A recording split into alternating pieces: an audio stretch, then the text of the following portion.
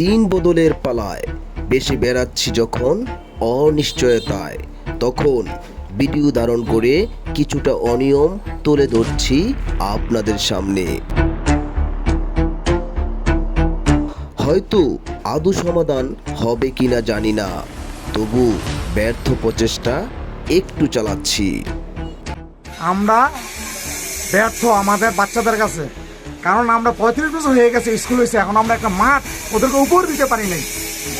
সম্মানিত সহযোদ্ধাগণ, আজ সংক্ষিপ্ত কিছু বলতে চাই সালিয়াকান্দি ইন্দ্রভূষণ উচ্চ বিদ্যালয়ের খেলাধুলার মাঠ নিয়ে।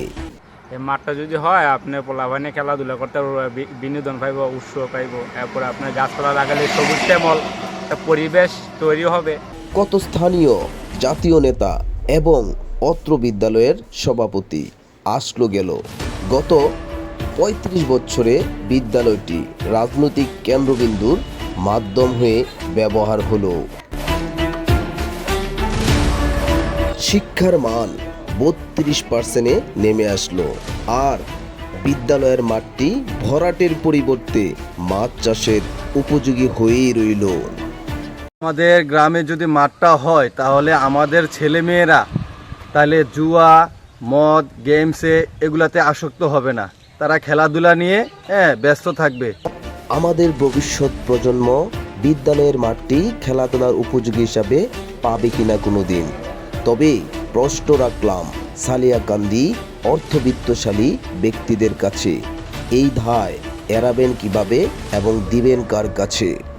সালিয়াকান্দি ইন্দ্রভূষণ উচ্চ বিদ্যালয়ের মাঠটা আমরা ভরাট করতে পারিনি, ছেলে মেয়েদের জন্য এই বিনোদন উপহারটা আমরা দিতে পারিনি। তবে আমাদের চেষ্টা ছিল, আমরা ব্যর্থ হয়েছি।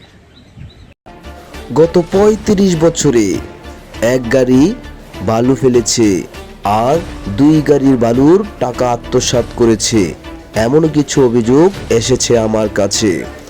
এই লুবিদের জন্য আজও মাঠটি ভরাট হয়নি। আমাদের মাননীয় মন্ত্রীর কাছে আবেদন করছি, আমাদের মাঠটা যেন ভরাট করে আমাদের একটা উপহার দেয় বাচ্চাদেরকে। পরিশেষে একটি প্রত্যাশা বর্তমান সভাপতির কাছে, আপনি বিষয়টা সুনজরে রাখবেন।